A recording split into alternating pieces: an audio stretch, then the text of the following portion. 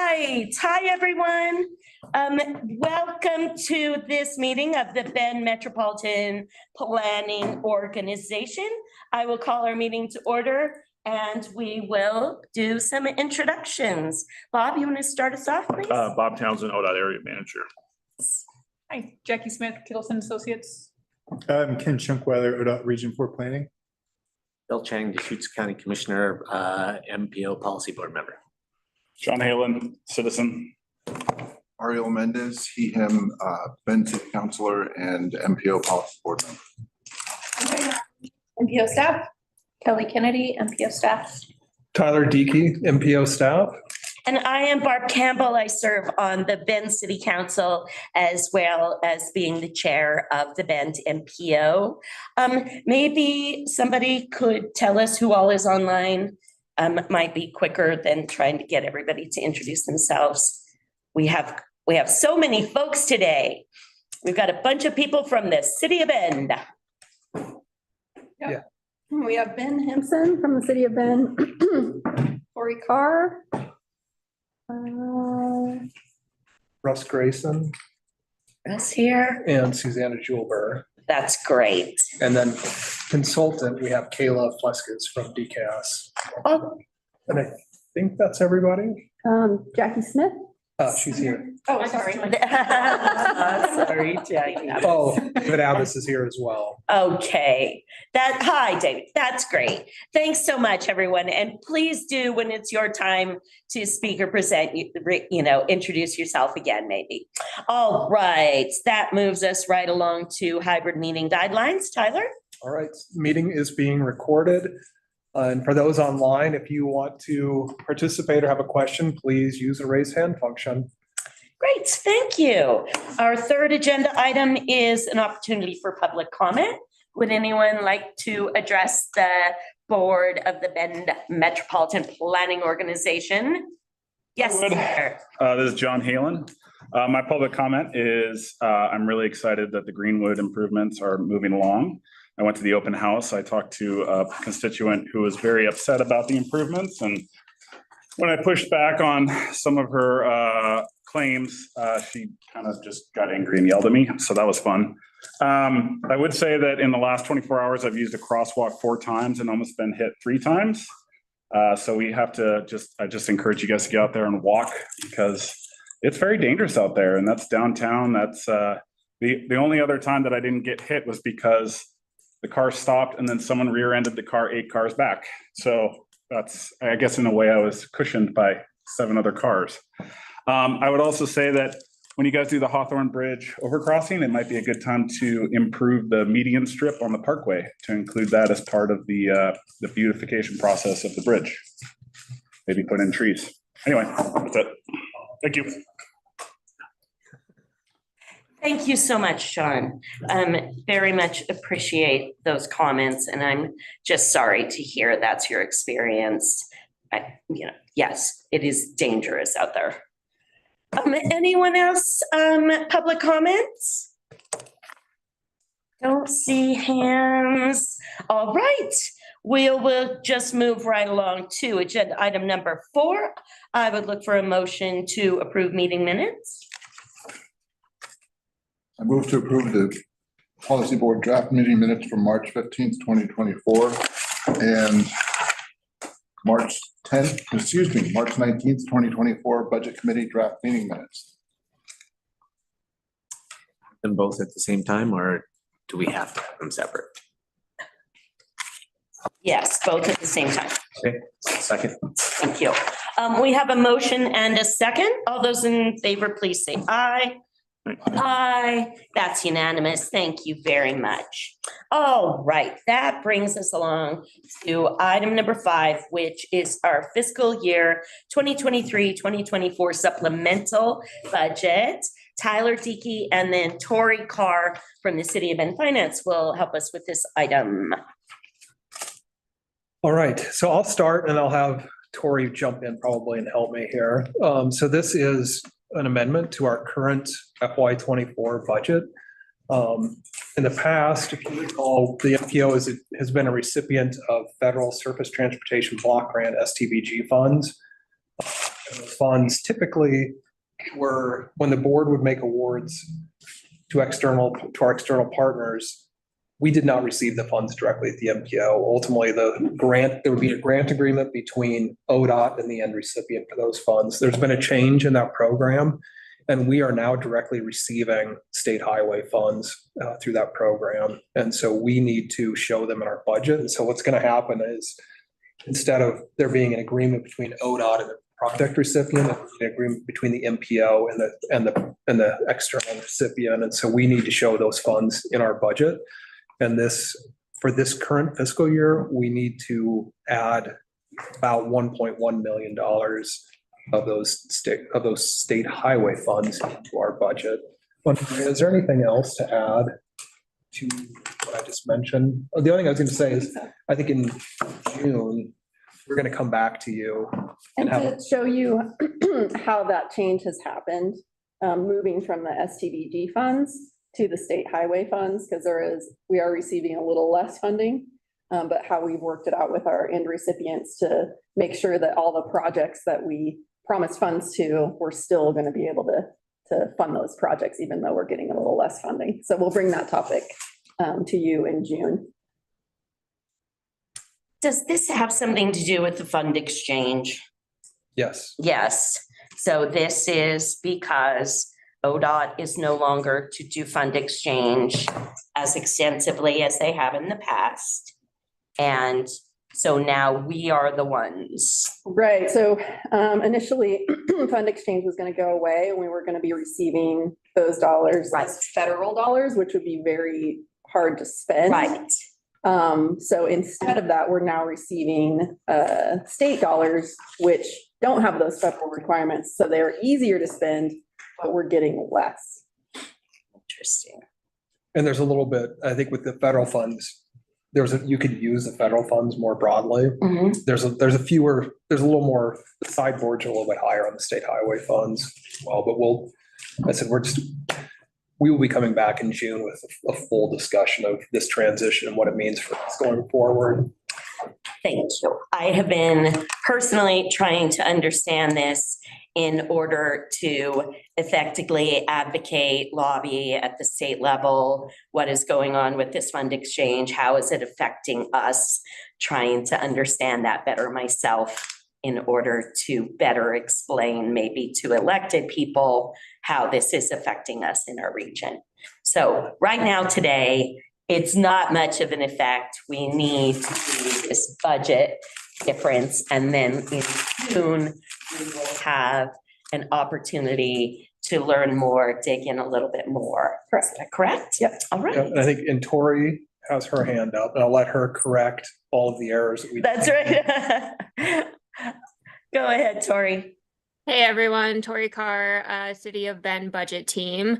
I just wanted to clarify everything you guys have said is absolutely correct. I just wanted to clarify that this particular budget adjustment is just a pass through of funds. We already had the funds that will be retained by MPO in the budget. So these are just the ones that we need to administer.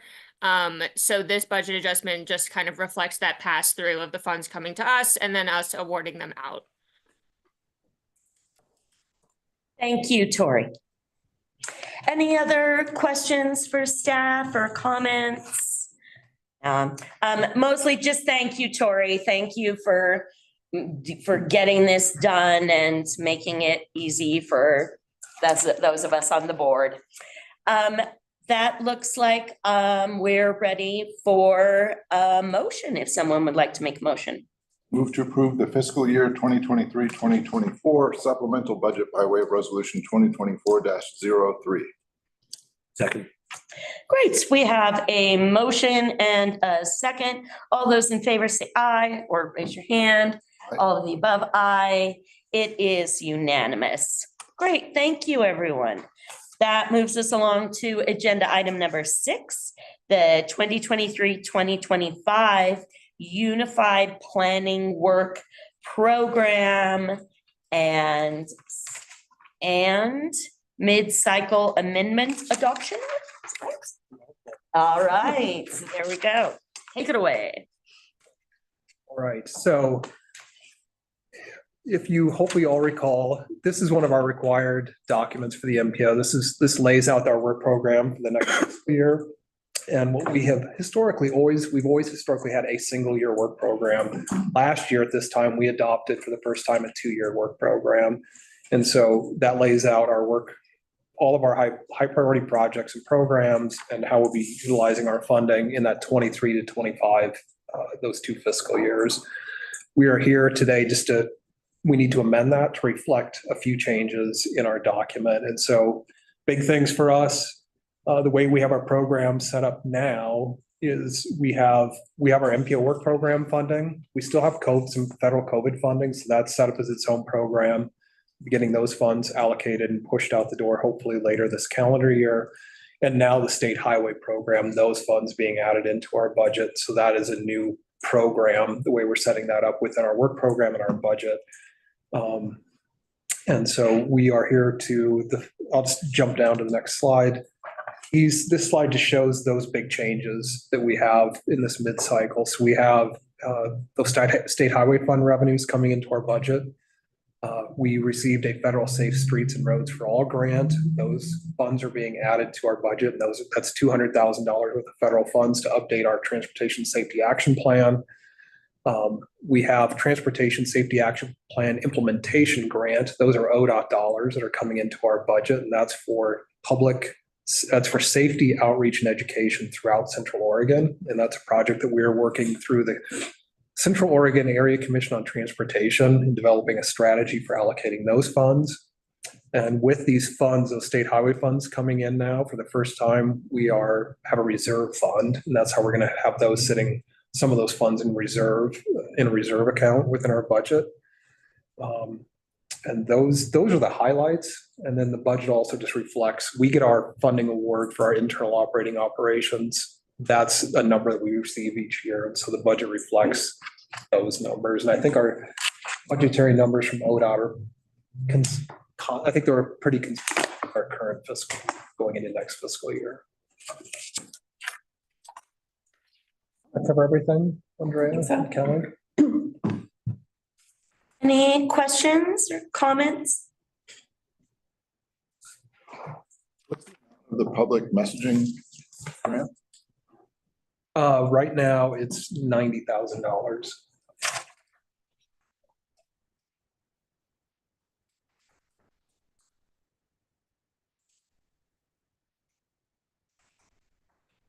With that, I don't have anything else unless there's other questions.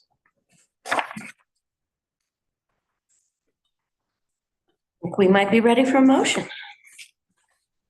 move to approve the proposed amendment to the 2023-2025 UPWP as presented by way of resolution 2024-01. Second. Excellent. We have a motion and a second. Any further discussion? Seeing none, all those in favor?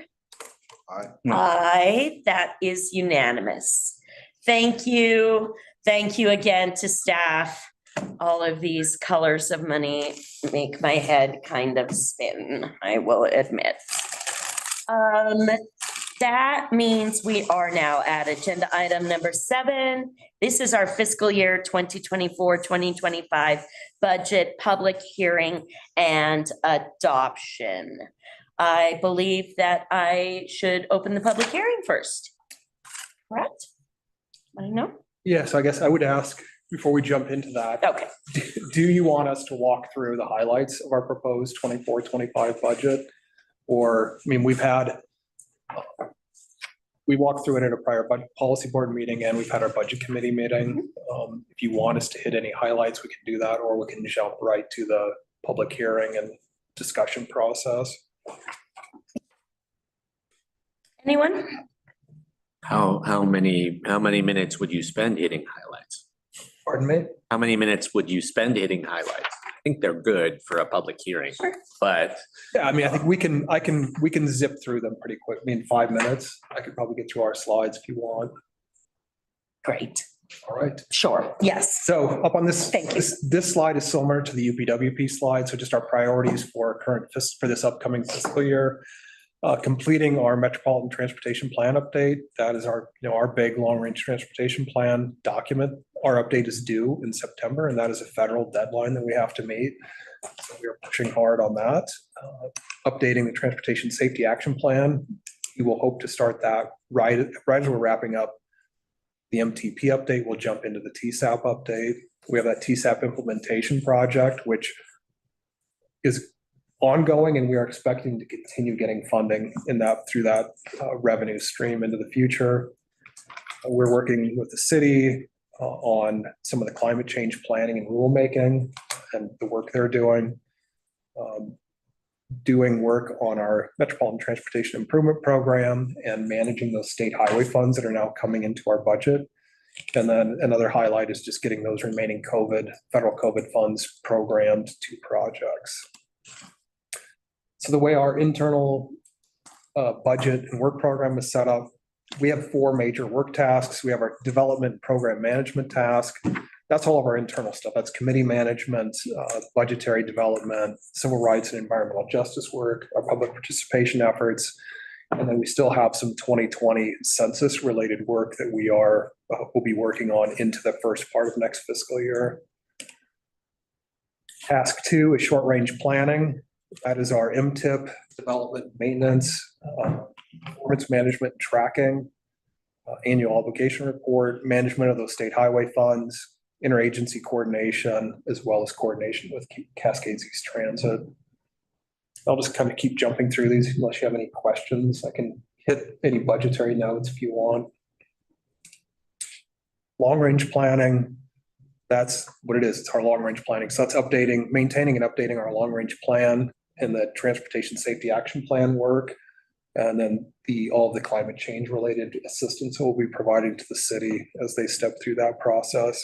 And then any engagement we have as well with ODOT on the Highway 20 refinement plan and other projects they have within the region, within the MPO area.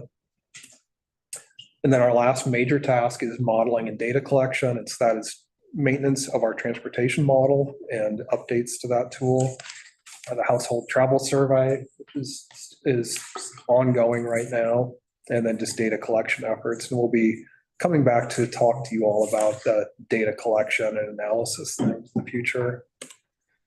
And then the other programs, which I've mentioned, are COVID relief funding. We received about $1.5 million.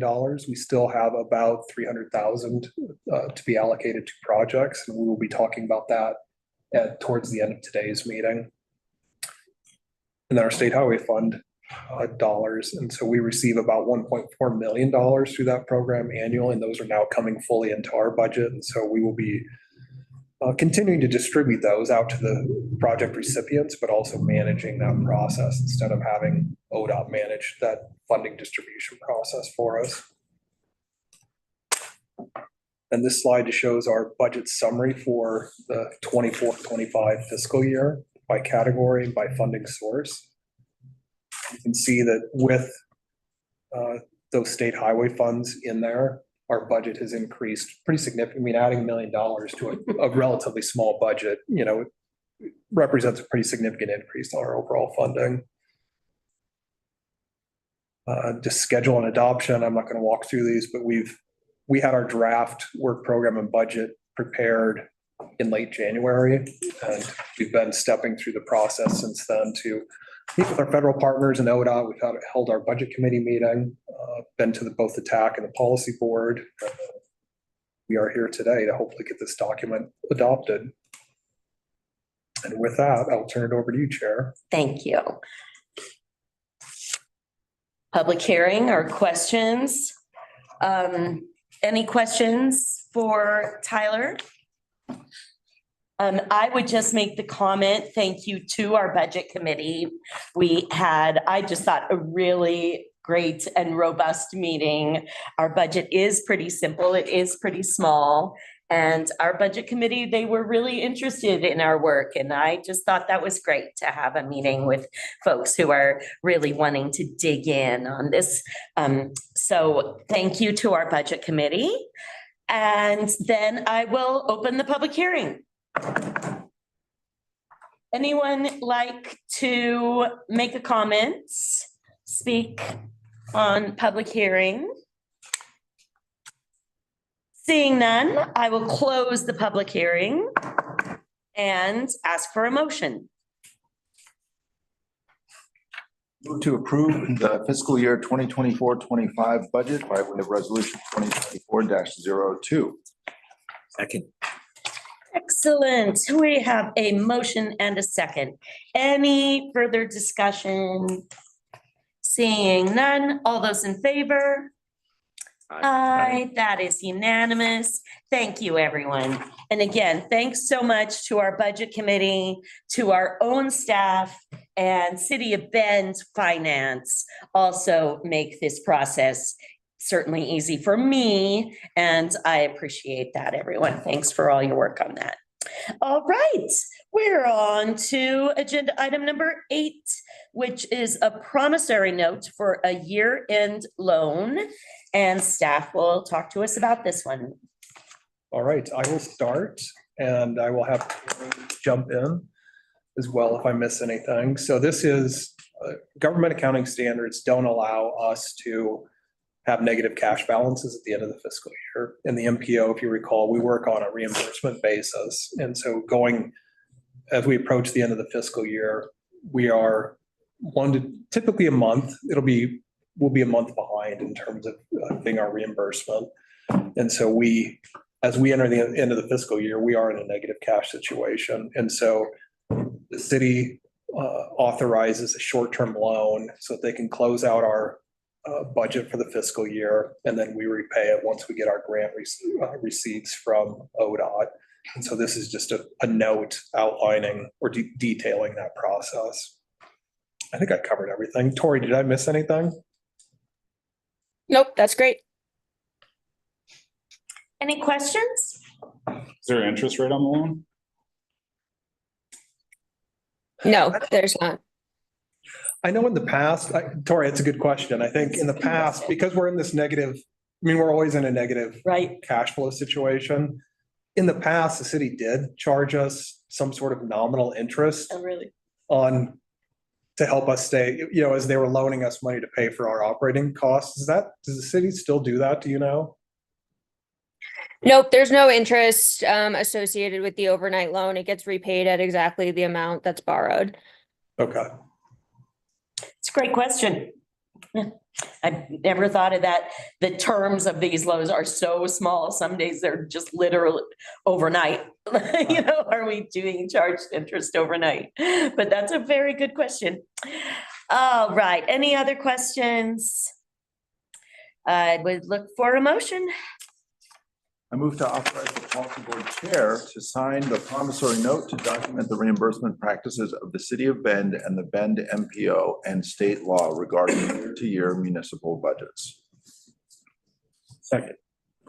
Thank you. We have a motion and a second. Any further discussion? All those in favor?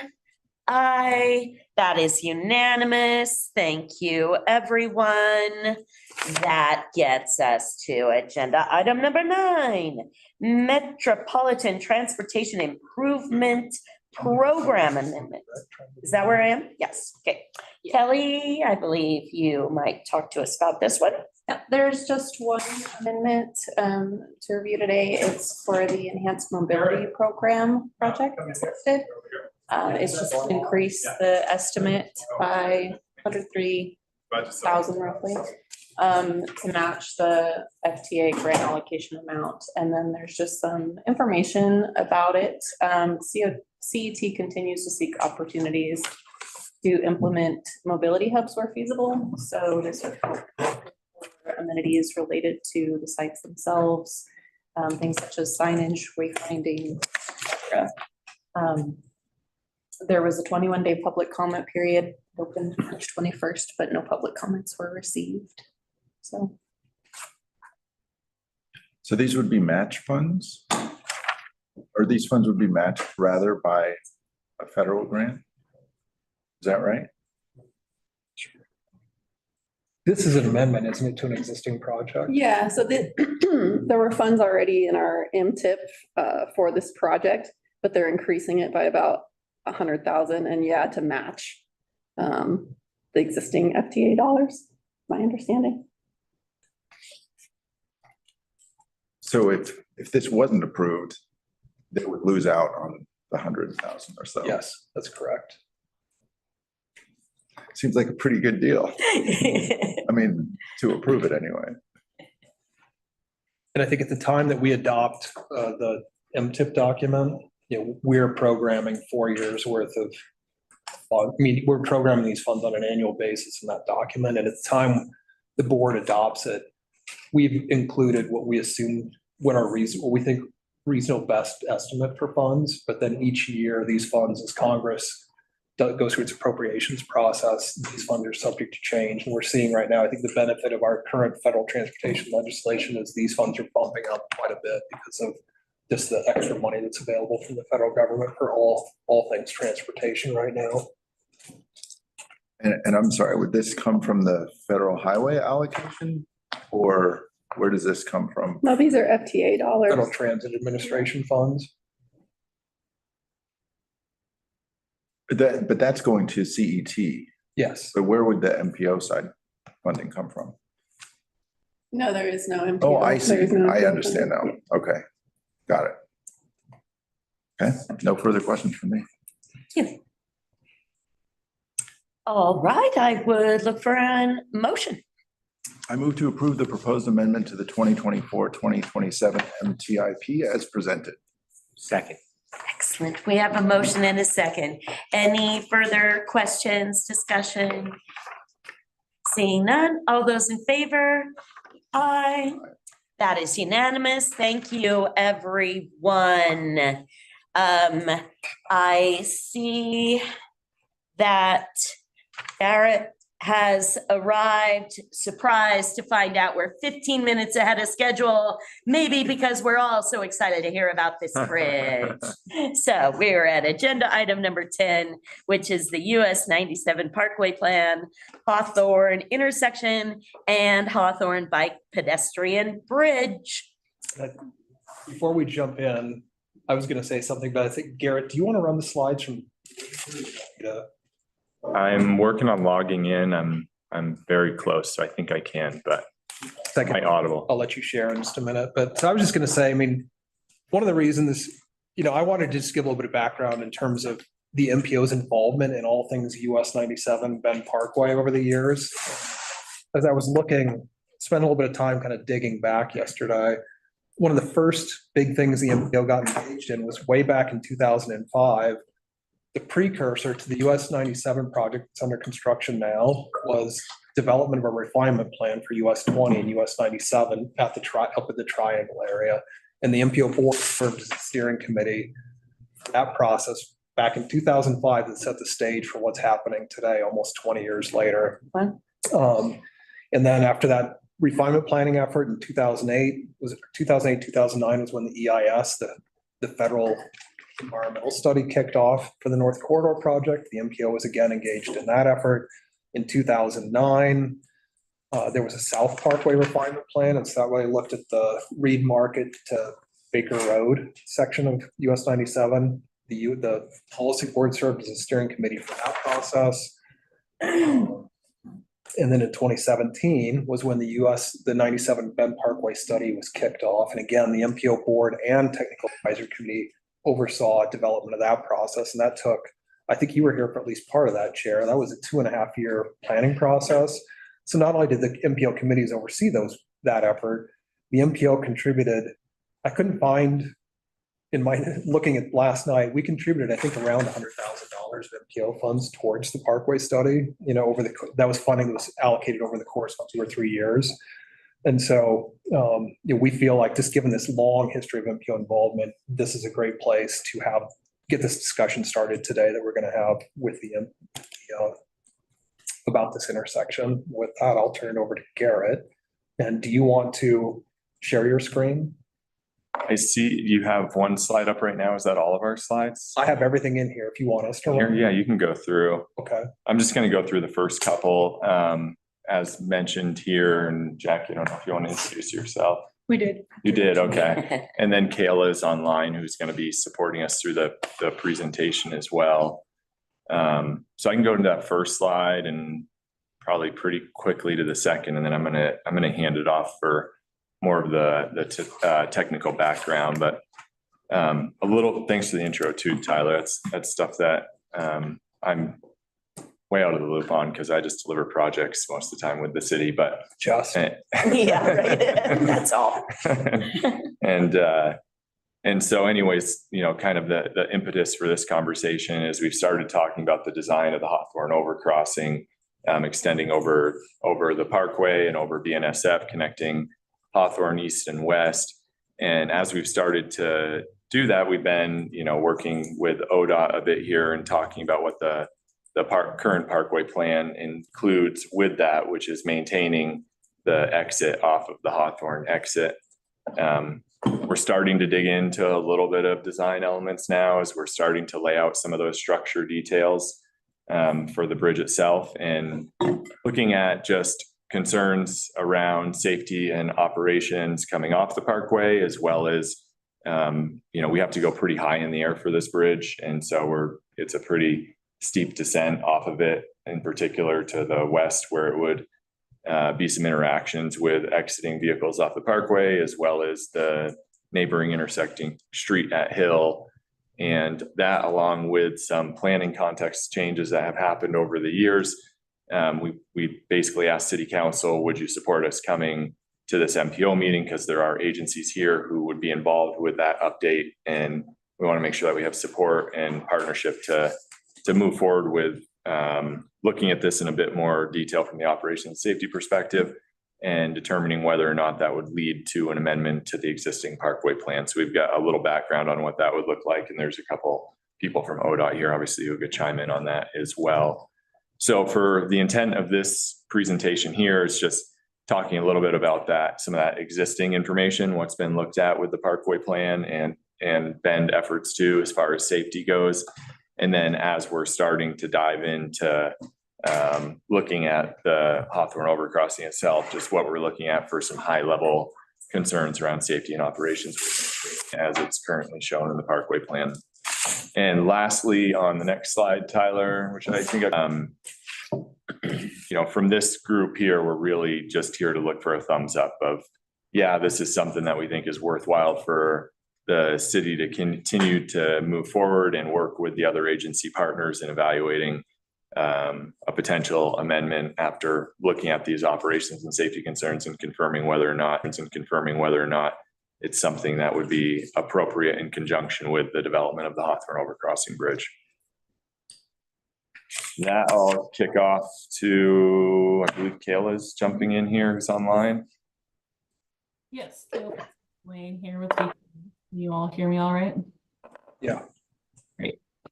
So I'm going to give a little bit of background on some of the analysis that we did back for the Parkway plan. So like Taylor mentioned, this was a multi-year project. The plan was completed in 2019. Most of the analysis was in 2017, 2018. And it was adopted by the City of Bend and the Oregon Transportation Commission in 2020. One element of the Parkway plan was specifically focused on the at-grade access points along US 97, because we recognize that those are a pretty big safety issue today. And so our analysis was looking at various closures of some of those right in, right out access points. So we looked at several, including a full closure at Hawthorne or just a partial closure at Hawthorne, so converting Hawthorne to right in only, so an exit off the Parkway. For this analysis, we were using the 2010 and 2040 Bend Redmond travel demand model scenarios. And this was pre-TSP. So the land use assumptions that were used in that model have been updated at least twice since then. So that's something I want to make sure to highlight. Tyler, if you want to move to the next slide.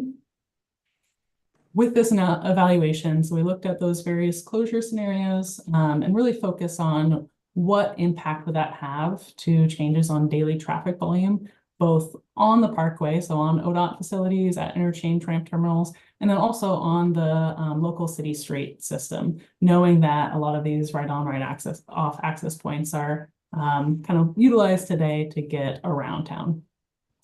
In addition to looking at kind of that high level change in daily traffic volume, where we saw potential for more changes in traffic volumes, we were looking at specific intersection operations. So seeing if it would be more or less delay at several intersections kind of around these access points. So along Wall, Bond, and also 3rd Street. Next slide, please, Tyler. So before I dive into the details on kind of the key findings from that analysis, I did just want to highlight here briefly some of the existing traffic volumes in the area for context. So looking in the westbound direction, heading towards downtown, I've got some traffic volumes shown here that give you a sense of how utilized that exit off of Hawthorne Avenue is today. So it's about 3,000 daily daily vehicles using that exit today. And in comparison, Greenwood and Franklin carry quite a bit more traffic in the westbound direction, both to downtown and then also across the river. And you can see I've also included Colorado traffic volumes here. Again, just for some context about how well utilized Hawthorne and then also Lafayette are today. Next slide, Tyler. So these are two graphics that come directly from the Parkway Plan analysis that we did. The left-hand side is showing the scenario that closed both Lafayette and Hawthorne, and that's where you start to see more significant traffic volume shifts at the daily level. And again, this is from the travel demand model. But really on the right-hand side is what I wanted to focus on is the full closure of Hawthorne Avenue. So if we were to go that route, there would be some expected shifts in traffic volumes in the area. It's fairly localized, but that is something that the Parkway analysis was highlighting. So if you go to the next slide, Tyler. Like we saw in that plot, really, there's a little bit more traffic volume that would be utilizing Wall Street, more utilizing Lafayette.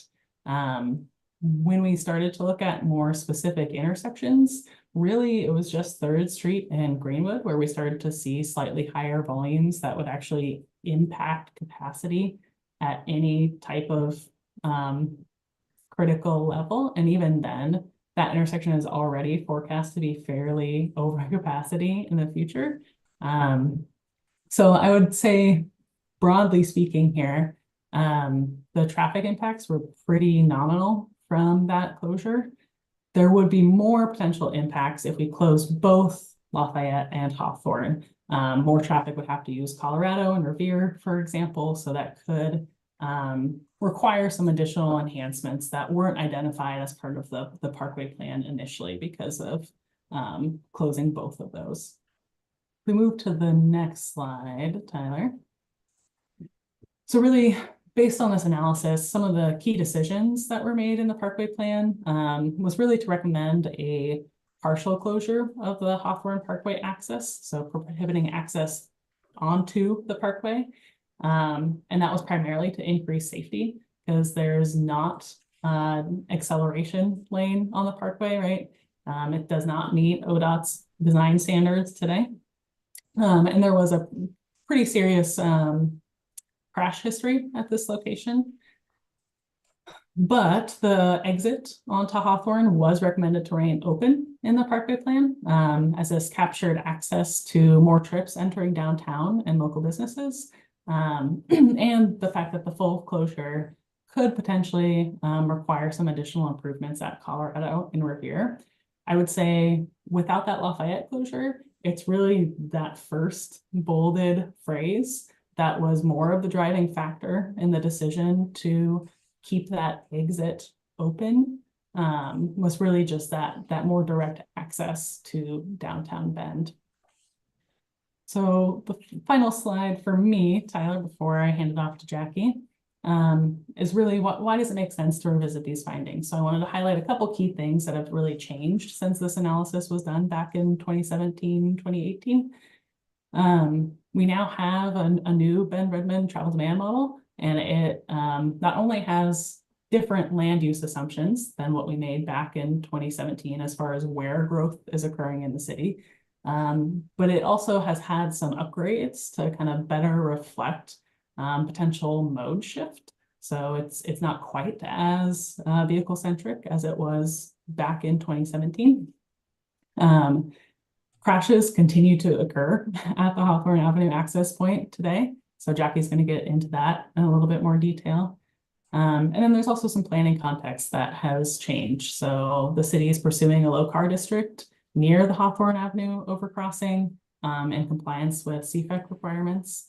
And then Jackie's also going to get into this a little more detail, but there's some preliminary design challenges that have been identified with the Hawthorne Avenue overcrossing and some of the conflicts that remain if we have that bridge and keep the access off the parkway open. So I'll hand it off to Jackie now. I guess, do we have any questions of Kayla before we keep moving forward? Sure. John, go ahead. I just have a quick question. The accidents that occur at Hawthorne, are those mostly people trying to get onto the parkway or are those people trying to get off the parkway? Jackie, I know you have 2 slides after this about some of the more recent crash history to go through. Do you have details on that?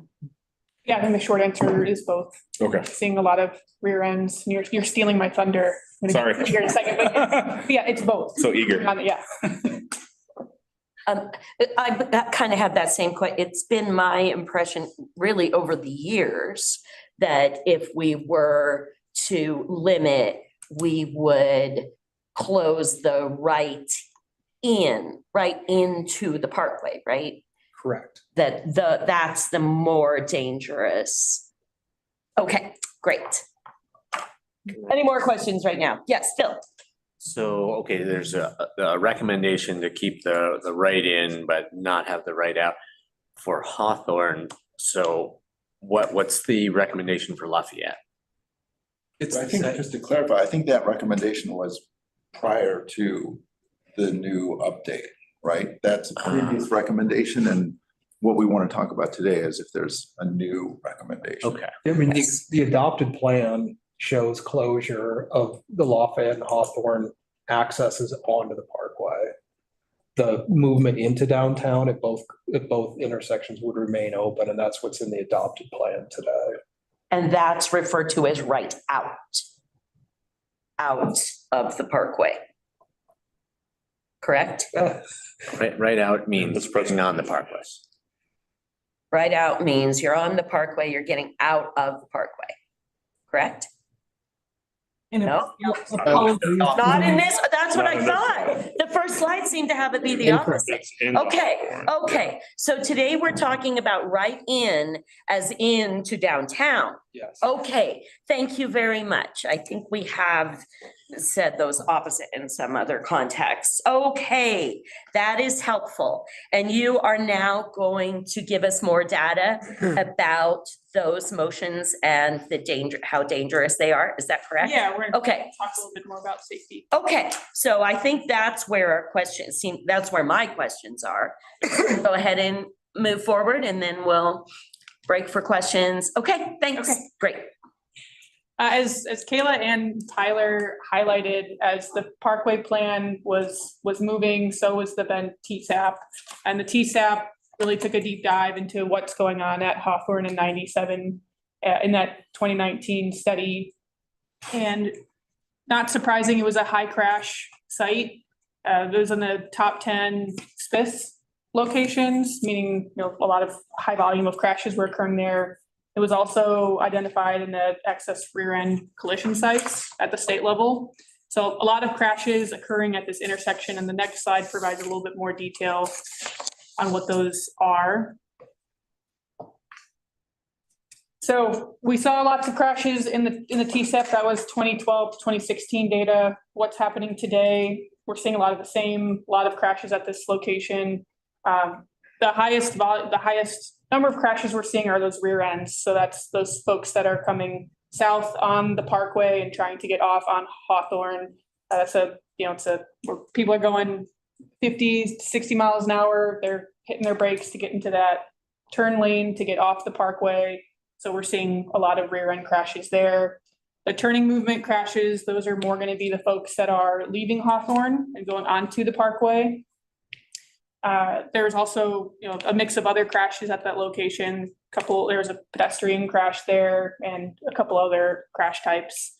Severity levels, about a third of the crashes were injury level crashes. No fatals over the course of this 5-year period, but certainly other, injury crashes occurring. So what's the so what of this? Crash history was there 10 years ago. It's still there today, which, as Kayla mentioned, was one of the primary reasons for closing that right out or right back onto the parkway.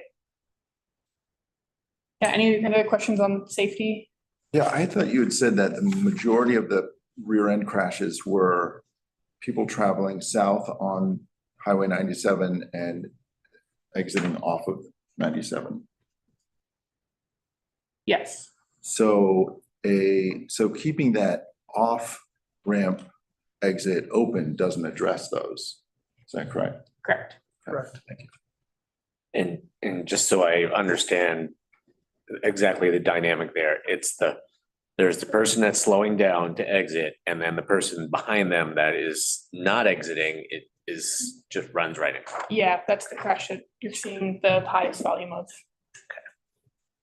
And, Go ahead. I was just gonna say, I mean, it's a little bit hard to tell here, but if you've driven that right turn lane, that deceleration lane is incredibly short. And there's not enough, if you're going 50 miles an hour, you have to hit brake very hard to get into that lane and make that right turn. And that's what's happening is people are slamming on their brakes to drop from 50 to 25 to get into that thing, and they're getting hit. So those are the majority of crashes that are happening there.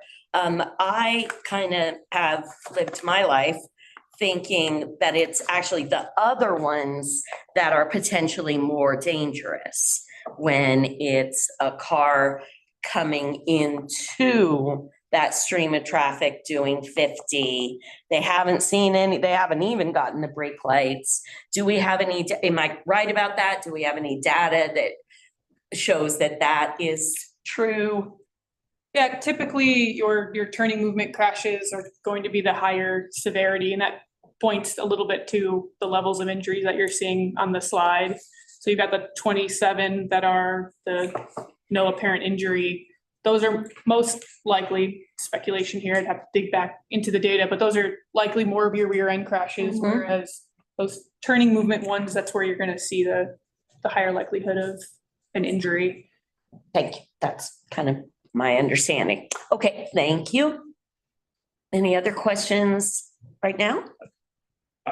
I'm just going to jump in for an awkward comment here, but just to clarify, the safety analysis from before and now support full closure of both, right? The reason we didn't put it in the Parkway plan before was this political issue of the downtown. So it's great having the new data. Everything's been the same the last 10 years.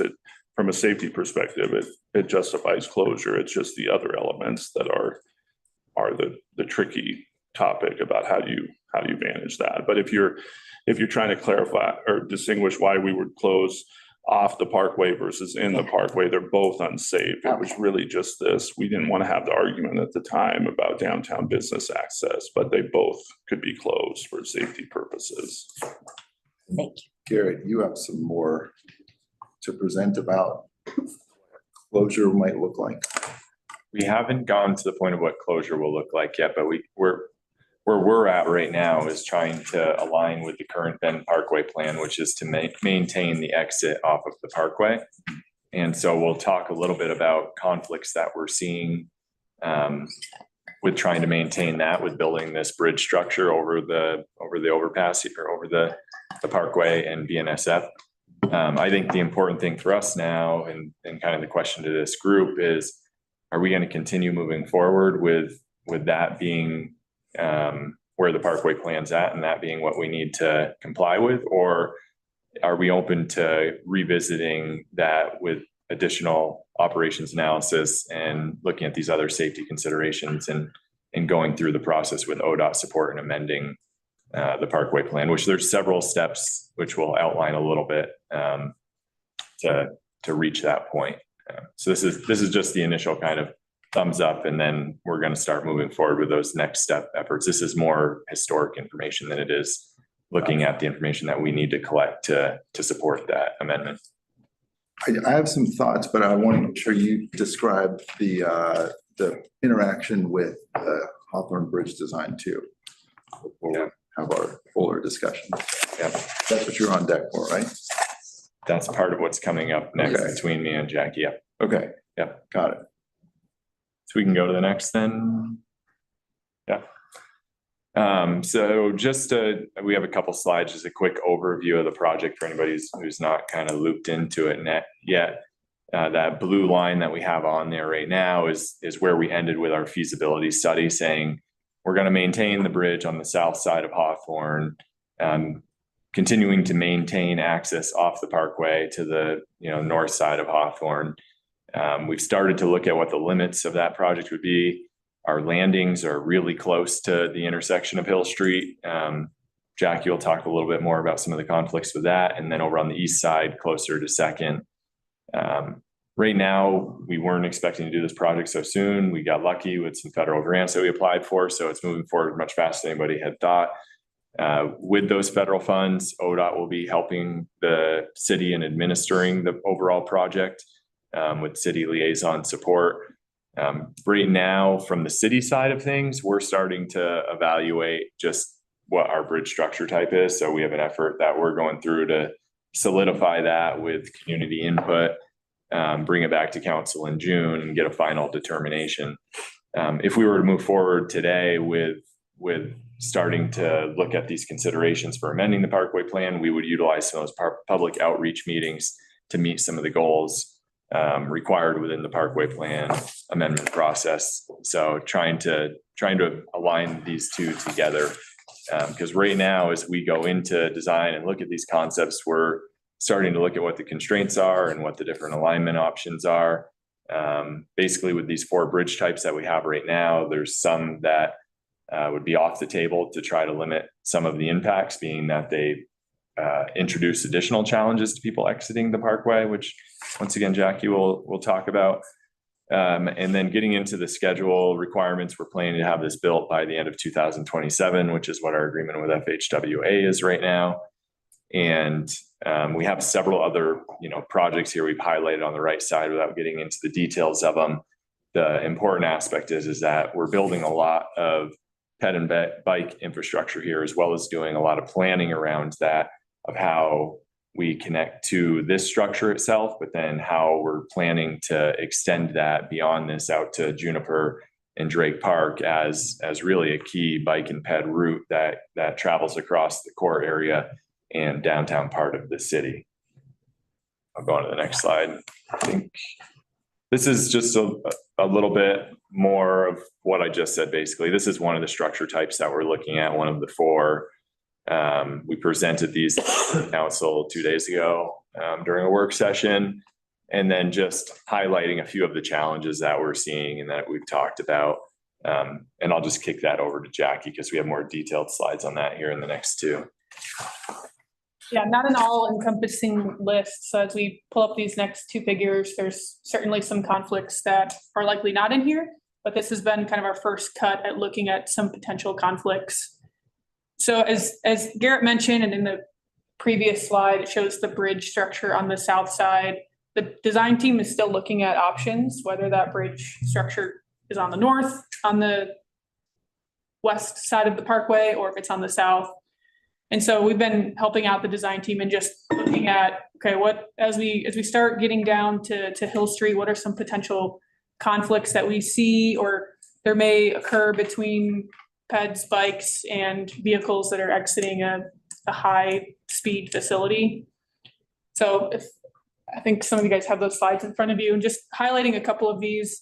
So if that bridge structure were to be on the north side of Hawthorne, some of the potential conflicts that we have identified, first and foremost, that, as Garrett mentioned, the bridge landing, it occurs really close to Hill Street.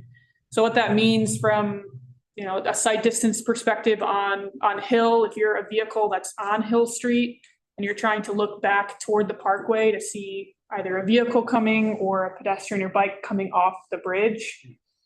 The sight distance is tough as the bridge starts to elevate. I'm not a bridge designer, but as the bridge goes up, right, sight distance gets limited for those vehicles.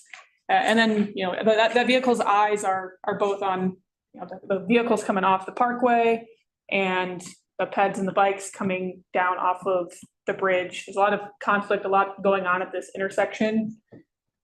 Additionally, if you're somebody who's coming off the parkway, you're heading west on Hawthorne, right now, today, that's often a cut-through route for folks that are trying to get to Greenwood. They're going north on Hill to get to Greenwood and across the parkway. As we see ourselves driving down Hawthorne and heading west, you're driving, bridge is coming down.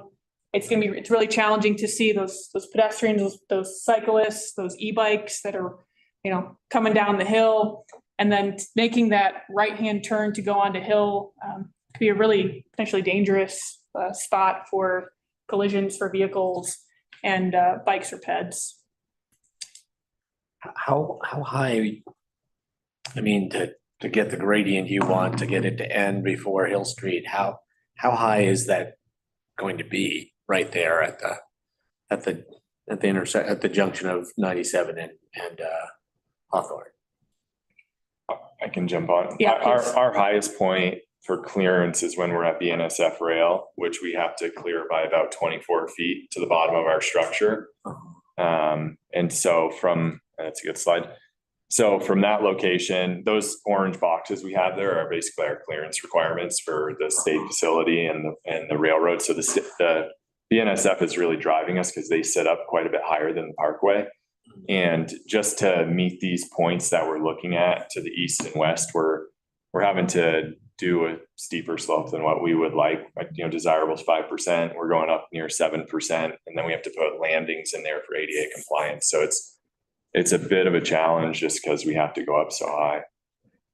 And will people coming off of that on their bike, will they be trying to stop at Hill Street? Or is it stops the other way and they're just gonna roll right off and keep going? It depends on what happens here with this closure, I think, in part, because we're looking at the sightline considerations and safety considerations. The more visible that we can make them, we may, switch around what our operations are at some of those intersections to give them the right of way through. I think we're pretty confident that's what we're doing at Second Street on the east side, where there'd be a stop condition north and south and through movement east and west. But Hill Street's got a lot going on there that we're figuring out, and this is a big decision point in that. Yeah, I would just add to that. We would likely keep Hill Street stop controlled, right? We wouldn't want to queue back vehicles coming off the parkway. So one might think, well, we can slow folks down by stopping westbound at Hill. We come to the danger of now we're backing up and queuing onto the parkway, which, as we know, is going to have its own major safety challenges. The other big point on this graphic is highlighted in the southeast corner of Hill and Hawthorne in that red box. There are a couple of residential driveways that are on that corner. And the city is having to think through those two properties and either providing access or you'd have to take the properties. And that's obviously a really big decision. And providing the width for the bridge, the width for the travel lane, and a width for those two driveways for folks to be able to get in is incredibly challenging to get everything in there and fitting in the way we would want it to. Yes, so if we flip the bridge to the other side, a lot of the same challenges, we see a lot of the same challenges, makes approaching those driveways on the southeast corner even more challenging. You can't, because the landing is occurring really right at the driveways. You have the similar conflicts between vehicles coming quickly off of the parkway and then bikes and peds having to cross Hawthorne. Sight distance is still going to be a challenge for vehicles on Hill Street, trying to see folks coming off of the parkway. A lot of the same challenges if we flip the bridge to the other side. So the two driveways, that's that kind of brighter red box, is that right? Yeah. Got it. Yeah, unfortunately, it's not showing up. The color differentiation is great up on the screen, but No, that's fine. Yeah, there's a line kind of right directly on top of it, and that's where the landing would be for the bridge, or so it's, of course, coming in back Right flat, there. flush with the ground. yeah. that's- And on the other side of the street, we don't have that same problem, or there driveways up there as well? The driveways on the north side, on the Yeah. northeast corner, have access off of Hill Street. Got it. We do have it on the east side of the rail. There's a driveway on the north side of the road that we need to avoid as well. So that's where we started getting into looking at these different concepts of shifting on the east side from the south of Hawthorne, going over the west side to the north side of Hawthorne, trying to mitigate the impacts to those properties and the potential lead to condemnation with them. Is there a rule against closing Hill Street and just sending the cars up to Harriman to take a right? That would be something that have to be flushed out further in design. What are the implications of full closure for Hawthorne on some of these driveway and sightline concerns? Yeah, if there were no vehicles coming down, you could realign the bridge and probably create more of a kind of mixed use, brought the word Wooner facility. It would certainly be a little bit easier to accommodate those two driveways if we didn't have the conflict of traveling. And there's two efforts going on right now too. So all those driveways have access off the alley between Hill and Harriman right now today. They do have driveways there. They do have some on-street parking, but Talking about the south driveways or the north driveways? all of the driveways between Hill and Harriman, that's what you're talking about, right? Between Hill and the Parkway. Hill and the Parkway, everything has alley access Yeah. to. Minus those two on the southeast corner. So all the ones on the north have alley access. Okay. And so from Hill to Harriman as well, that's another area where I don't know where the long-term planning will go for that, but they currently have access off the alley. There is that effort that's just starting right now to look at the future planning for the extension of Hawthorne to Juniper and Drake. And that might be something that's developed through that effort to consider a Wooner for just a dedicated bike ped street.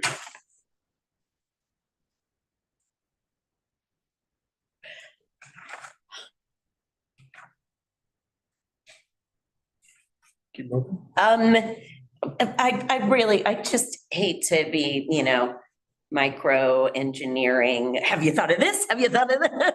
But maybe that's what we're doing. So would you go back a slide, please?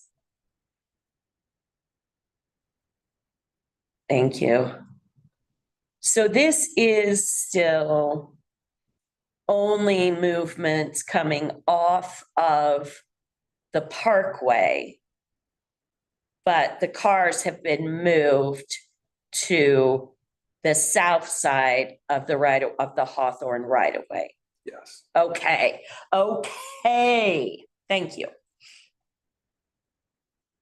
Anything else, or should I think, Probably go to the next slide. Proceed. what, that was it with the pictures? So we're near the end. Yeah. It's two to go. So just process moving forward. I think we've talked about this a bit already here. If we're at the point where we feel like we have the agency support to continue forward with this, we'll work with the consultants who have previously worked on the operation safety analysis here for the Bend Parkway, initiate the effort and requirements that would be required in going back and reevaluating operations associated with that, basically the requirements to start considering whether a Bend Parkway plan would be justifiable. Along with that process, we do have some public engagement touch points. The long story short of that is we'd be using our Midtown project that we currently have going to try to do this in conjunction with and developing that information to hand over to ODOT, who would be supporting us with taking that to OTC for approval if we made it through those steps that lead up to that and found that this was something that was a justifiable amendment to the existing parkway plan. That's it. The last question on the very last slide is what we said at the beginning. Just looking to see if there's general support in proceeding. All right. So individually, I feel persuaded by the merits of a full closure for Hawthorne. I think there's a lot of good reasons to consider that. I think I'm more open on the question of whether Lafayette should also be fully closed. I think the safety benefits seem pretty clear. The question is, I think, access and what happens to those trips. And in this case, I just want to read one part of a 2021 study by Steve Melia and Tom Calvert from the University of West England. This is from 2021. If you close a strategic road causing a big detour, then some of the traffic does disappear. Traffic volumes go down partly because congestion increases, at least in the short term. Some people switch to public transport, walking or cycling, while others travel less or go somewhere else. In the longer term, there's some evidence that traffic volumes continue to fall, gradually reducing the congestion. So I think for me, the concern is if they go somewhere else, I think that's probably the downtown businesses' concerns as well. And in this case, I think the two big factors that mitigate that concern are, if we go back to Kayla's slide that has the red and the blue change in traffic patterns, this is only looking at motor vehicle traffic patterns. But the full Hawthorne closure has a pretty minimal effect. You can see that the red lines are really not changing that much. And I think that's one factor. And then the other factor is the Hawthorne Bridge is going to be here. And this is going to create, I think, in theory, a really nice alternative way to get downtown, especially as the city looks at increasing density in this area. So long term, I think the vision of having fewer cars on that corridor is pretty attractive. So that's why I feel like I'm persuaded on Hawthorne full closure.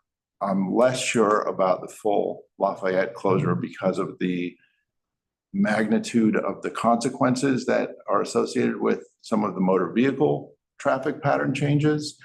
But this is not, to be clear, this is not saying that nobody's going to be able to access downtown. It's saying there are other options. What are those alternatives? In the case of Hawthorne, we have some pretty clear motor vehicle other options. And I think with the Hawthorne Bridge providing another option, and of course, there's always work to be done on better transit and things like that. That's where I'm thinking anyway. Hey, Chair, I just wanted to say, I think we're only talking right now about potentially modifying the Hawthorne exit. Okay. You know, the existing parkway plan still recommends to keep the Lafayette, the movement, you know, from the parkway onto Lafayette, keeping that open. And Okay. I don't think we're recommending any modifications to that at this point. For just an ODOT perspective view here, and David and Ken, I'm not going to make eye contact with you just in case you disagree.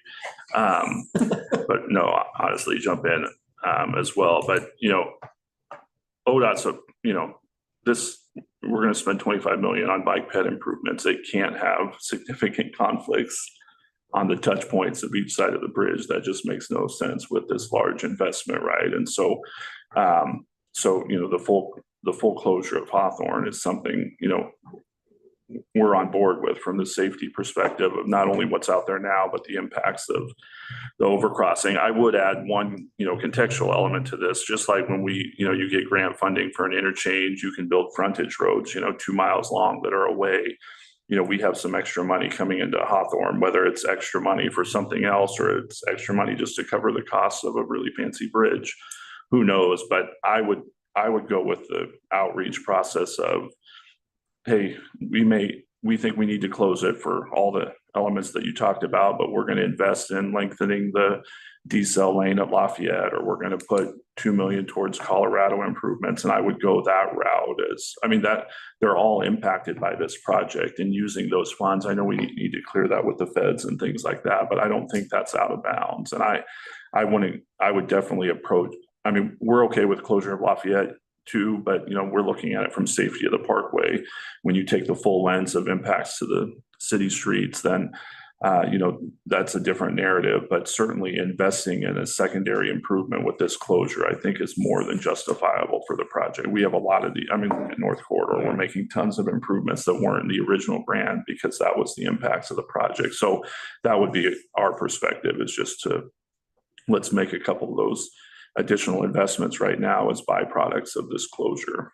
That's really interesting input, Bob, too, in a conversation probably to advance forward, for the knowledge of the people here, which Bob's fully aware of, is we do have bond funds with contributions to Colorado now, along with several other ODOT facilities that we're talking about. How do we ensure that we're spending all of that within the duration of the bond, the 10-year bond right now? So that could be a considered outcome to vet further.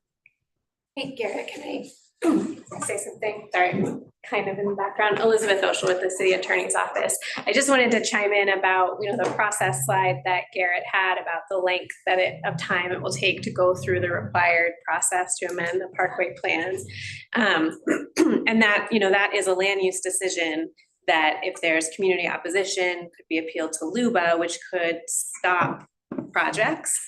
So I think that's just a piece of information to keep on the table. And then what is the impact, what other process steps might be needed to bring the Bend transportation system plan into alignment and the timing of those. So I think it's just, these are not short processes, and especially with the overlaying of process required for a TSP amendment by the CFAC rules. We're not talking short, easy amendments that don't necessarily have litigation risk. So I think that that's just a piece of information to keep in mind about competing priorities.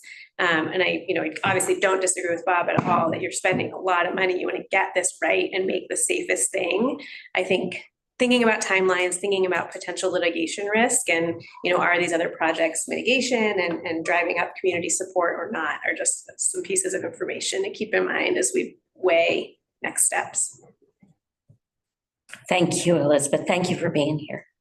If I could just of course express for support for those concepts coming from Bob. I don't think that people who are on 97 trying to get to downtown can easily switch over like, oh, I'll take public transit there instead.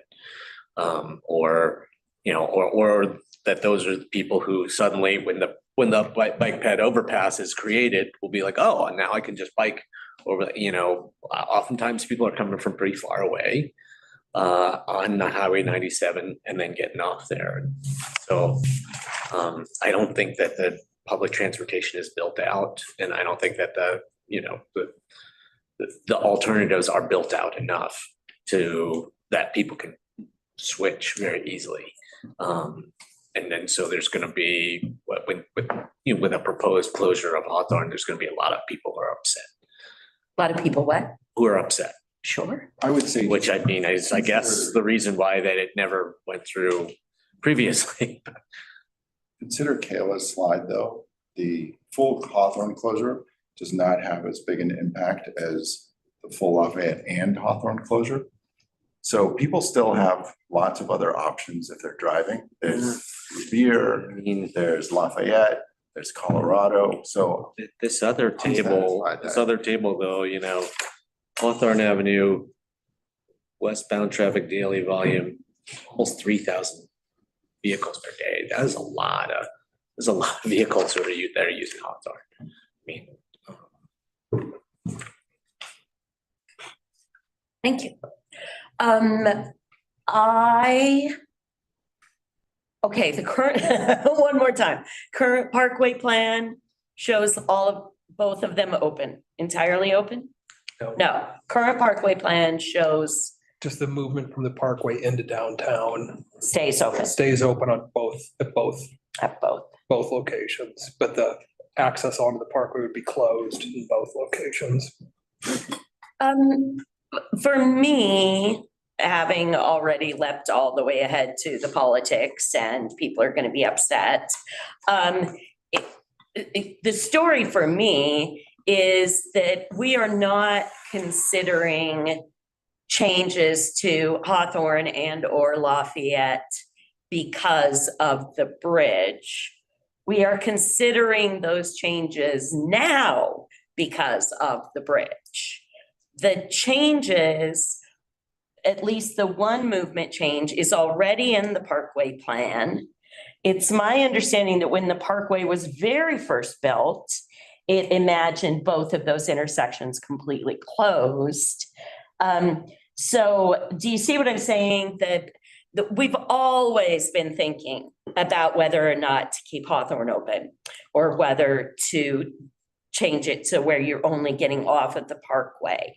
Do you see what I mean? The change is not entirely because of the bridge. It's just that the bridge is moving this up in time and meaning that right now, this is something we want to also be considering. And, you know, whether or not that's a long story, that's not a bumper sticker. But just, you know, to say to people, the safety of these two right in, right out has been a concern for decades. And now with the bridge, not only do we have those safety concerns that have been present for decades, we also have the landing of this bridge. And again, that doesn't necessarily make it any easier to, you know, tell the public, but, you know, from my perspective, that's where, you know, why I think, wow, but wow, 8 or 10 months just to get us to the point where somebody takes us to court?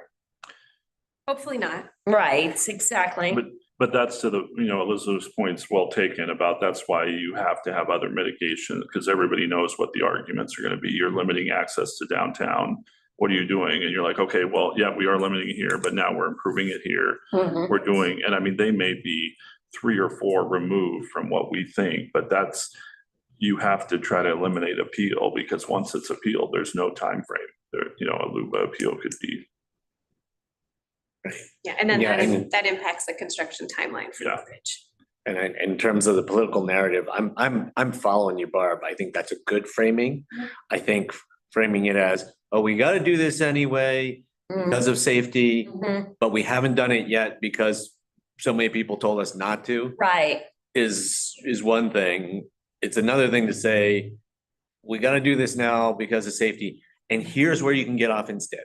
Right. Or here's where you can get on instead. You know, we're improving Colorado, we're improving Lafayette, we're improving this. I mean, I think that is a politically, I think that's a better way to frame this. Absolutely. Or that's our leading foot. Absolutely. Yeah, if we have that opportunity to improve that Lafayette off in particular, if there really is maybe an extended off ramp, then yes, Phil, absolutely. We're not just closing this. We are making these adaptations all around it to mitigate. Yes, absolutely, Phil. I think that is really important. And, you know, that kind of ties in to just questions, discussions we've had at council on, you know, the fact that, wow, we have got money now, and now we've got money on top of money. And which of those funds can we use for the corridor?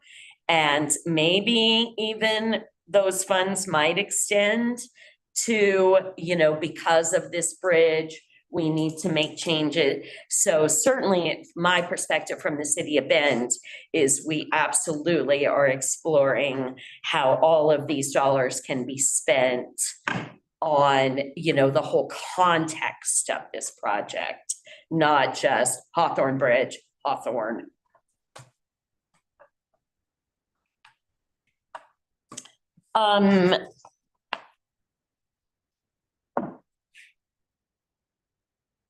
Okay, so the only action we have here, support to continue evaluating modifications to the Hawthorne Avenue access within the US 97 Parkway plan. So the way that is phrased makes it sound to me like we wouldn't be supporting changing the parkway plan. Not yet. Not yet, This is just An advisory. okay? recommendation, right? So that's what we're being asked right now, is not not the whole parkway plan, but just what can we do without changing the parkway plan, right? Are we gonna move forward evaluating modifications within the US 97 parkway plan? Chair. Yes, sir. Yeah, I think so. The next step would be to do some traffic analysis. If you close that ramp, what's happening today? We have our travel demand model is, been updated countless times since the Parkway study was done. Look at what is it showing us today? Where those traffic's diverting, where's that traffic diverting to? Updating some of the safety analysis and then looking at those, what are the impacts? Do we need to map some additional modifications at Revere, Colorado, some local street intersections? Mhm. Then come back to the group. Okay. Back to the board with those findings, in hopefully fairly short order. Okay, so the map that showed the red arrows and the blue arrows, do we think that's out of date? Are we wanting to update that? Or do you just want to expand? Because what you just described, yes, I agree 1,000%. And I feel like part of what you described is already in that map that shows the red arrows and how traffic is going to be affected. Yes. So update that one and then consider things like Revere and Colorado if we needed, and Lafayette, even that off ramp on Lafayette. Yeah? So I think, yeah. Yes, go ahead. I'll look to this side of the I table. know, I'm sorry, you guys. I think this briefly got hit on in the discussion, but one thing to point out is that part of the evaluation, I think, would be the project going out to the public and getting some feedback as well too, Mhm. because that's very pertinent to our ability to actually amend the parkway plan should we all go down this avenue. So, there's public support, we're not walking into a situation where there's broad amounts of litigation as described by the city's attorney. And so I think there's the analysis part, which I think everybody has described, and then there's the ask to go out to the public and do some public outreach about a potential full closure, for example. Yeah, and then I would just add that, like, one piece on top of that would be kind of identification of any, for lack of a better term, mitigation associated with the modification. So for example, if closing Hawthorne pushed, let's say all 3,000 of those trips went on to Lafayette, wouldn't happen. But if they did, the city might be very interested in looking at, okay, what do we need to do at Lafayette? Right. So that intersection continues to function safely. Right. Okay. Did I miss anything, Garrett? I was just, process wise that you were outlining, you mentioned that we would come back here with our findings. Yeah. I'm not sure that's the fact or not, because I think we were looking to use this board because it has the agencies who we would be partnering with. And I do see us bringing results back to city council while we're working with ODOT concurrently as an update to city council as a whole. But I don't know, it's necessary to come back to the MPO or not. So. I think you're covering all the entities and the independent. Yeah. Will be part of the parkway plan amendments. If it is, you'll be giving updates to the city. Commissioner Chang may be out. Yeah. The only thing, and just to David and Ken's point, right, is on this communications outreach and things, we need to go to those meetings with potential mitigation, not what do you think? If we close Hawthorne, what would you like? I mean, there's certainly an open dialogue too, but the narrative from the first time that we start talking about this again is very important, because you're not going to get that time back if we don't have some suggested mitigations, right? And then certainly they may bring up other ones that'll be great to add, but having the discussion around it at a minimum, the T-cell at Lafayette and Colorado, some of the improvements that we've talked about before are probably a minimum. To Ken's or Dave's point, though, I think that's part of what we're doing, the update to the operational and safety analysis to confirm if there are mitigations that would be warranted from a transportation perspective. Warranted may be a really loose term on this one versus It might be. quid pro quo on, yeah. Yep. And I think those are things we need to connect with because of the current funding can't go towards any of that. It would be something else that would come from another bucket. Yeah, I think there's some workarounds on that. We certainly, you can imagine over the years you get funding for something, and then when you figure out that there's triggering elements, right, then we expand that funding with just some term sheet amendments and things like that. So I think that's worth exploring, especially on the 5.7. Okay. Okay, that's good to know. Some of the community path stuff not because it's specific, but if money's spent for a pedestrian overcrossing and you close a road because of it, mitigating that an intersection improvement 2 blocks away is certainly within the scope, right? It's just a matter of how we capture it and explain it to the feds. Okay. Great. So I believe we do support continuing to evaluate modifications to the Hawthorne Avenue access within the US 97 Parkway Plan. Is that correct? Yes. And another way for me, I think, to phrase that is we're just not yet to the point of looking at that full closure, which would mean rewrite the Parkway Plan, right? Okay, we have that support. Great. Wow, we were doing so well. We were ahead of time and then the verdict came up. Okay, Complicated project, so. the next agenda item is our federal COVID funding, and we are out of time. Tyler. We had 15 minutes. Oh, did we extend this one? We have 15 minutes? I think we have. Great. 13 minutes. 13, do it. We have Councilor Mendez and Commissioner Chang can be here till 1:45. Okay, thank you guys. All right. Then staff. All right. So up on the screen here, this is just a timeline of the funding that we've received, or the funding as we received it. Back to December of 2020. As federal bills approved, these funds came out of the bill that was, or the act that was approved in December of 2020. In June of 2021 is when we received notification of the funding that we were going to receive at the MPO. And as you see up there, the timeline that we have for those funds is we need to get those funds programmed to projects by September of this year. And then the funds need to be spent by 2029. So it's an extremely long time frame to use them, but we need to get this balance of funds directed towards projects. So we went through kind of an ad hoc process, or an informal process in 2021, 2022, and even into 2023 on how we wanted to allocate those funds. And if you recall, the big initial direction from the board was to put them potentially towards a bike ped bridge on the north end of the city. And the city then did a feasibility study of that. And when that feasibility study came back, the cost to do that bridge, this would be up in near the North Corridor project that's happening today. Those project cost estimates were, I believe, all in the $10 to $20 million range to do anything. And at that time, knowing that we only had $1.5 million here and there was no other city or ODOT funding available, that idea was scrapped.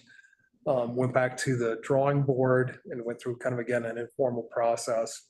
And about this time last year, the board did award funding to 3 different projects within the MPO area. So there was funding to the city of Bend for bicycle and pedestrian equipment or maintenance equipment. So street sweepers and things like that to help better maintain our bike lanes and sidewalks and multi-use paths.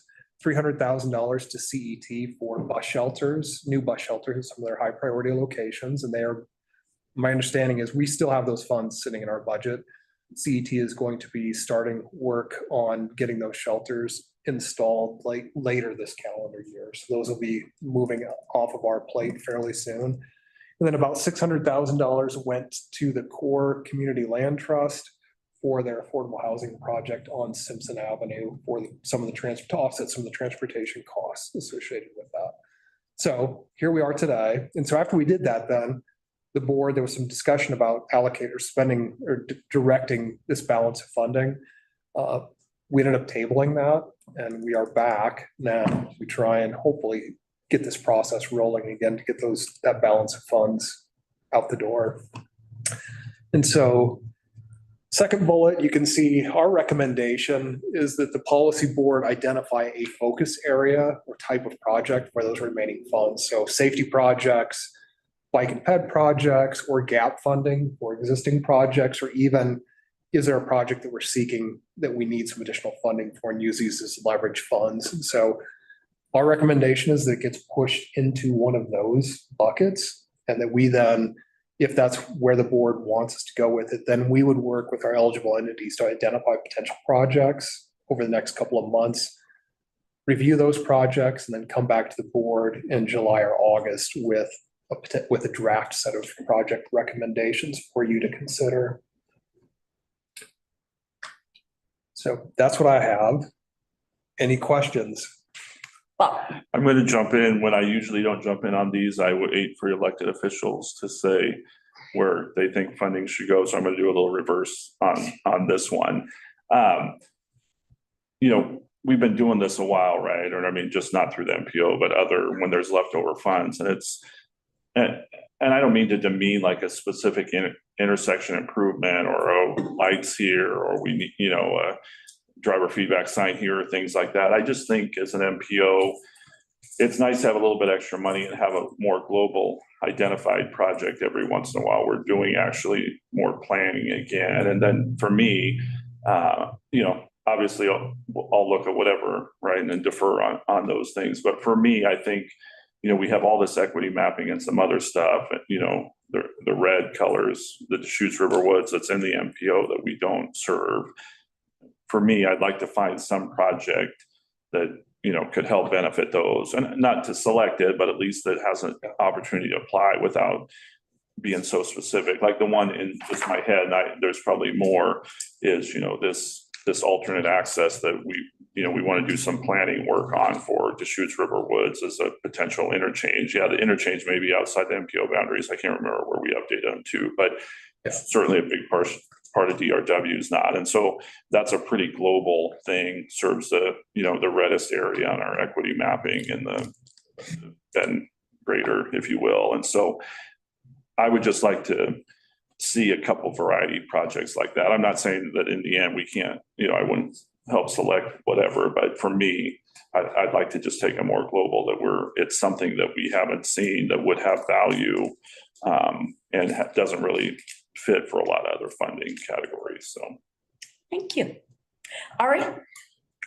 I'm attracted to the idea of the kind of like a network-wide benefit. I also think that it's, when the city is considering essentially investing literally tens of millions of dollars on widening intersections or widening roundabouts, I think the evidence is pretty clear that after 3 to 5 years, the benefit of that doesn't really pay off for motor vehicle travel. So I'm particularly interested in the active transportation, transit-oriented type projects. In this case, I know the city, we just heard the presentation about the crosstown Bend bikeways is facing a pretty significant funding shortfall. The city is also looking at using traffic diverters and modal filters to get the design and then replicate them throughout the network. I think the cost is around $115,000 per each location. So you could think of a couple of corridors that are particularly problematic where this money would go pretty far. Without prejudging the outcome, I think the network-wide benefit, moving the needle on active transportation and taking into account some equity concerns about the location of projects seems attractive to me. Phil? I'm open. I mean, it's also not so much money that I we couldn't just go back to past lists of projects, proposals and pick a few things. I mean, you know, if we're talking about running a whole additional solicitation for $291,000. Thank you. So one, yes, all of the money that we have allocated so far has really been pretty specific interior to the city of Bend. And, you know, I kind of am always thinking about what is an MPO for? What are we supposed to be doing here? And, you know, even though we're a single city MPO, I do always think about that connecting those, you know, outside of the city of Bend kinds of projects. Having said that, the one thing that came out of that ad hoc process we went through before was the idea of fully accessible transportation. Right now, specifically to the airport, is something that's being considered by the City of Bend Accessibility Committee. Some folks from that committee spoke to us when we first got these funds. We didn't end up moving forward on that. Honestly, I just never got to a place where there was an idea or a project or a way to accomplish that. But either way, that is something that's still, you know, kind of in my heart, is the idea that folks who use a wheelchair honestly have a hard time getting to the airport and might not be able to go to a movie with their friends at night. So that is one specific idea that I am still a bit interested in. And then otherwise, no, I really have been thinking more of leveraging, of using this money, gaps, projects that are orphaned, you know, again, not starting a new process. We have plans and we're surrounded by plans and projects. Maybe this money we'll use to see how we can leverage things that are already on the table, if that makes sense. Any other thoughts? Tyler, have you got questions for us? Does that help at all, or does that just spread it open even more? That's a lot of, that's a lot of options. It sure is. It really is. This is terrible to say, but I wonder if like removing or us just providing some guidance, not saying we wouldn't do it, but just low on the list would be an individual project, right? Or something like that. I mean, I know it, we just don't want to be like, hey, don't come with us with an intersection improvement, but until we know about it, what if it is a good one? But just to eliminate a lot of just asks for someone just like, oh gosh, we're 200,000 over budget, let's go to this, when those probably have another avenue to get money. I was specifically thinking safety. COACT has a safety committee with a little bit of funding, and that we might piggyback on that. There's staff there, they're doing work, they're doing research, and maybe just able to support that work specifically for safety. And then COACT, of course, is 3 counties. If we were to do that, you know, would we say, you know, we want our money to be coming into Deschutes County? I don't even know if that's a possibility, but I really did. I've already spoken to Tyler and, you know, Bob, honestly, about supporting those larger regional safety efforts. That'd be like adding additional funds to the safety work, the maybe work that's already I guess, happening. Yeah. The 90,000. question for you, Bob, would be, I mean, in terms of like equity, we've got our equity maps out there. Yeah.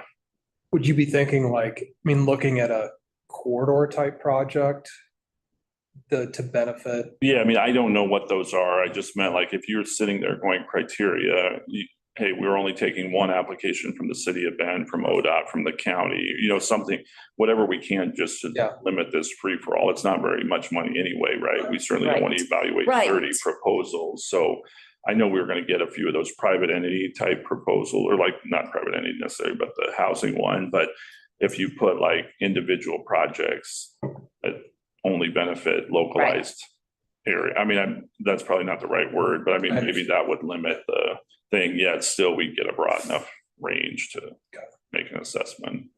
David has his hand up. Go ahead, David.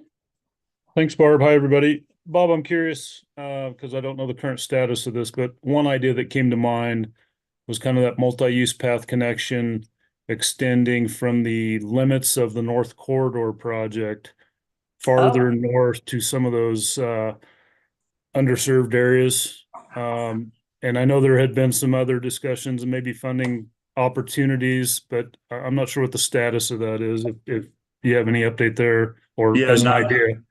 Not on the Bend North. There is some funding potentially for the Redmond South one. We put them both in together, and it sounds like people prefer. The problem, they're a couple $1 million projects, so a couple $100,000 really doesn't move the needle. And to my point about, ODOT probably can't put in for a single project if I just said we should look at more broader scales. But yeah, those ones, I don't know if the 290, if ODOT had one choice right now, it probably wouldn't be that one for if we were submitting something. We're still actively working that though, David, on numerous fronts. So it's not dead. It's just a matter of it's a little more expensive than we thought. Sure. Okay. Thank you. Is any of that helpful? Does it just make your job even harder now? Yeah, it is. It still is quite a variety of, but we can, look into them. I mean, the other way is like, what if you just said we don't want to be so restrictive, but what if City of Bend, ODOT, County, CET, who else would we entertain? Parks and Rec. Right? And just say it has to be global, but you only get one so that we're not over complicated. Maybe that's just we could do that. Yeah, and I think the other option, you mentioned like potentially doing some of the, preliminary planning for that south interchange. Are there some other planning? I hate to push the money towards planning, but it's like, are there some things that we could do to get us, are there some planning projects that we could do that would set us up to seek, state or federal grant funding in the future for implementation? Are there some things like that we might want to consider with these funds? Like an accessibility plan. I'm just kind of throwing things out there, but there's different things we could do in that direction too. Because it is, in today, 291,000 is not going to get us a whole lot. Right. So it's trying to figure out. No, but that's like you said, if it's a planning level, right, 150 to 200,000, depending on the type, it opens up the next door. Yeah, right? to get you to the next step of moving into grant, construction funding or NEPA, whatever it is, for the next step of a project. Clear as mud. Clear as mud. And I'm wondering if there might be some emails that you would be able to send us that might help.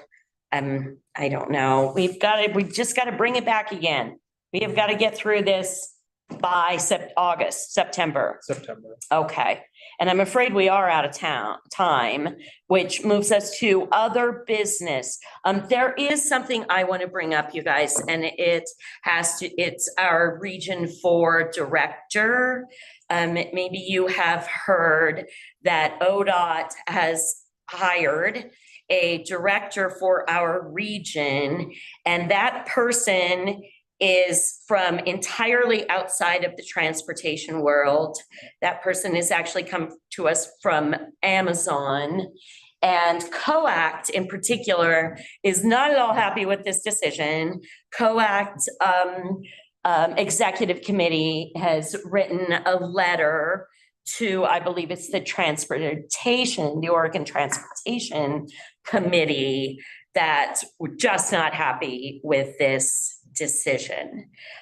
From my perspective, I understand that giant organizations, giant corporations sometimes think they just need to mix things up a bit. And they're gonna bring somebody in from the outside. And if you wanna think outside the box, you gotta get somebody who's not in the box. But that does not seem appropriate to me when we are just one of, how many are there, 5 or 6 regions in the state? Why are they shaking up Region 4? What about Region 1, 2, and 3? What is, this really seems like we are getting an entirely different kind of representation than the rest of the state. And I'm not happy about that. To me, if they want to bring somebody in and mix it up, they should be even higher than these regional directors. And all of the regional directors are still people with expertise in transportation. So that is a big, a whole lot. But what about this body? Do we want to communicate with Oregon Transportation Committee? And this is something any of us individually could do. So maybe I will just say, I'm putting this out to you as individuals. I will send everyone a copy of what COAC did.